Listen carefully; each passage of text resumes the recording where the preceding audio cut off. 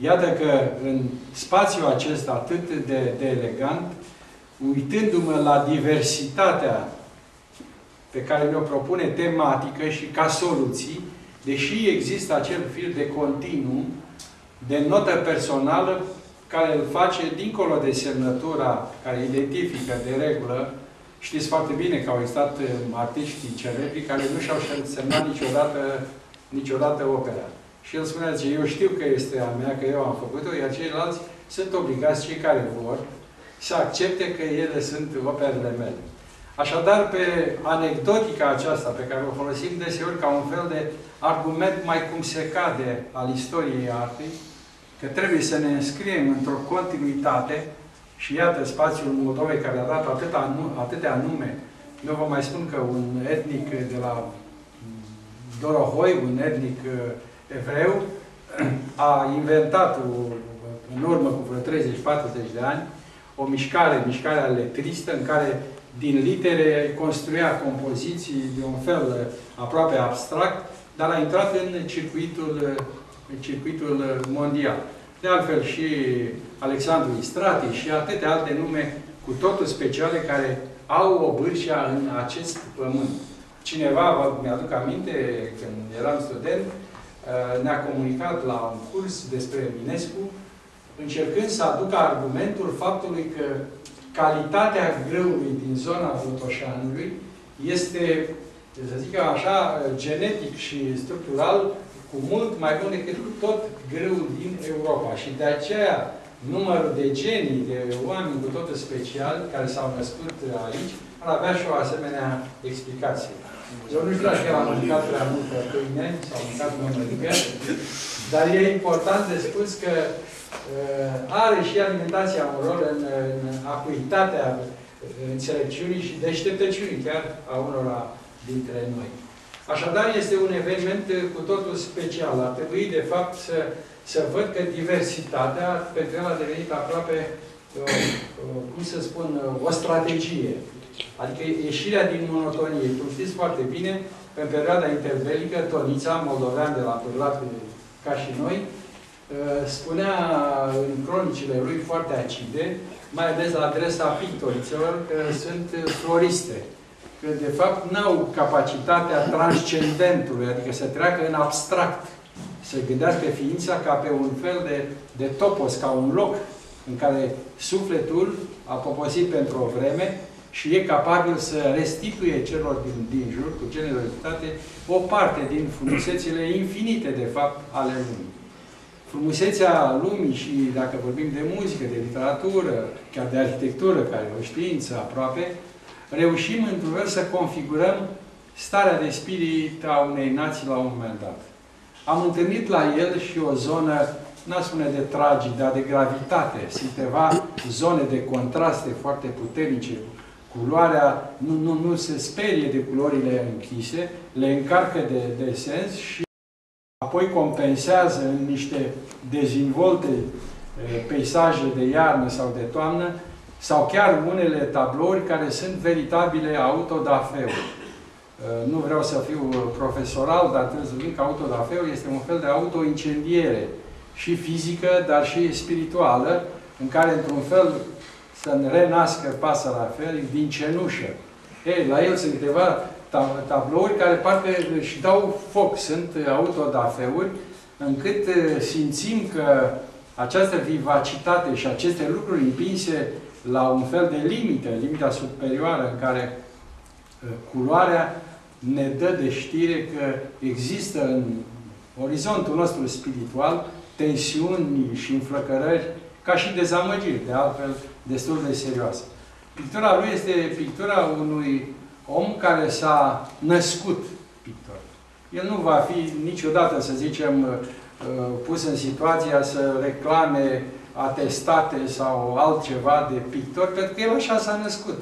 Nu știe să facă altceva decât pictură și o face într-un fel propriu și ca un fel de eliberare de daimonul lui, dar în același timp și din necesitatea unei existențe în care, comunicând cu ceilalți, primește și el, din când în când, măcar recompensa celorlalți care achiziționează lucrările și poate să trăiască decent. Pictorii nu trebuie să fie umiliți. Ar fi cel mai mare păcat al omenirii că acești oameni care sunt făuritori de frumuseți virtuale, pornind de la elementele concretului, dar care trebuie privite și recepționate în planuri succesive, nu e suficient să veniți o singură dată în expoziția lui. Trebuie să reluați și veți vedea de fiecare dată detalii care v-au scăpat. Poate că la nivelul întregului, impresia este fixată. Dar după aceea, când mergi la analitic, la zona analitică, vezi construcția formelor, raporturile de culoare, vibrația suprafeței, într-un fel care este absolut personal.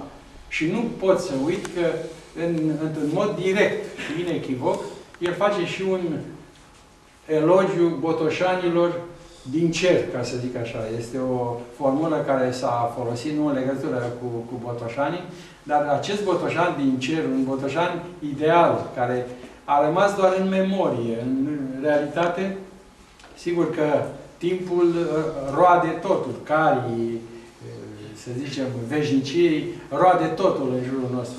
Dar rămân semnele ale unui tip de cultură, unei forme în care Botoșaniu era unul din orașele stilate, cu intelectualitate de marcă, cu oameni generoși, care știau să susțină această mișcare ca toate celelalte. Și literatura, aici înțeleg că sunt tot felul de competiții care sunt mai tari, literații, pictorii, etc., etc.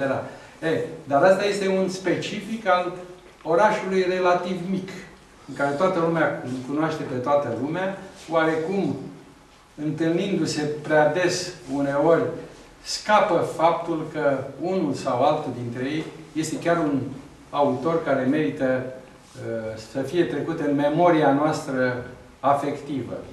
Mi-a povestit odată un scriitor trecut în lumea umbrelor, Corneliu Ștefanache, că a ascultat la un moment dat, vrând nevrând, un dialog dintre doi, să zicem, intelectuali, așa, și unul spunea, zice, domne, ai auzit că Corneliu Ștefanache e un scriitor foarte important, la care ăla zice, domne, e imposibil, zice, stă în bloc cu mine. Deci faptul că locuiești în același bloc și în același oraș și pe aceeași stradă, vă spune, băi, stă pe stradă cu paie, deci lucrurile au și astfel de conotații. Nu vreau să vă plictisesc, dar eu personal am venit 100-200 de kilometri cu multă dragoste, pentru că l-am îndrăgit și ca om și ca artist. Și știu cum era în urmă cu 5, 6, 7 ani și ce face acum. Aș spune că s-a întâmplat aproape un miracol care se numește curățirea paletei. Nu că el își curăță paleta, că trebuie să o curățe, că n-are toată. A curățat-o de prea multele tonuri pe care le-a adunat la un moment dat și veți vedea că aproape fiecare este o dominantă. Am văzut și aici și aia de sus. Sunt autodafeurile de care v-am vorbit. Este o autoincendiere a pădurii toamna ca un miracol extraordinar în care parcă și regretul că intrăm către iarnă, un anotimp dezagreabil uneori, deși are și el frumusețile lui, și că ne depărtăm de lumina aia extraordinară pe care o au primăverile și toamnele, într-adevăr, îmbujorate. Este ce se întâmplă aici. De fapt, este o mică minune. Imaginați-vă câte mizerii se consumă în spațiul românesc și nu numai, în toată lumea asta, care își pierde identitatea. Care nu mai vrea să aibă acces la umanism. Noi suntem oameni, că așa ne-am născut și în biologie, așa suntem trecuți, umanoizi. Dar umanoidul, dacă nu are o filozofie proprie, un mod de a fi în existență, în viață, înseamnă că am pierdut sensul vital al motivației noastre de a fi între ceilalți. Așadar, domnule George Șpaiuc, fii atent ce protocolar sunt, te felicit din toată inima, mă bucur pentru tine, așa cum mă bucur și pentru mine că o bucățică acolo a fost și contribuția mea. În primul rând că orice critic zice, dom'le, dar nu-l critici pe ăsta deloc. Păi eu am venit să descoper frumusețile din el, din sufletul lui și de pe tablou. N-am venit să critic pe nimeni, pentru că sunt destui care critică și nu știu ce critică. Și am ajuns într-o stare pe care o știți cu toții. Dar aici este o minune. Atâta lume de calitate, confrații mei, artiști pe care îi salut cu mare drag, pe cei pe care i-am văzut mai rar, văd figuri noi pe care le remarc, domnișoare elegante și drăguțe, Și aici noi ne salvăm. El ne invita la un fel de salvare colectivă prin frumos. Lumea, este un adagiu celebru, lumea nu poate fi salvată decât prin frumos. Prin frumusețea absolută a minunilor pe care natura ni le-a dăruit și mai cu seamă le descoperim în operele artiștilor. Așadar, fără niciun fel de reținere, cred că cel mai frumos lucru pe care l-am putea face este ca împreună să adresăm felicitări, să ne bucurăm că există și să nu creadă că aici se oprește pictura lui și nici pictura lumii.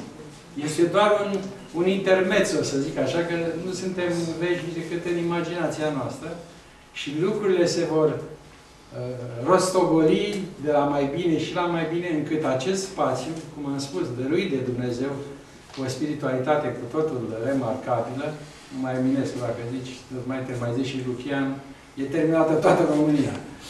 Am și făcut observația că, statistică, lucrând la mai multe dicționare, că în afară de Grigorescu, de Andreescu și de Brâncuș, tot ce are România mai important din punct de vedere spiritual, aparține Moldovei. Ești moldovean, sper. Așa.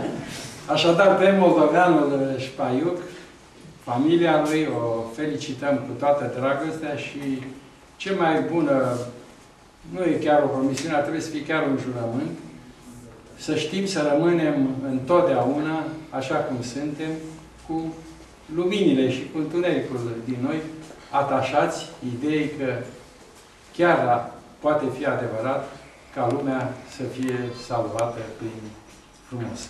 Aici sunt mai mulți salvatori, dar în contextul de față adresăm sentimentele noastre de gratitudine, de bucurie și felicitările evidente unui om care, din truda lui zilnică, ne făurește pentru noi secunda de eternitate și de frumusețe.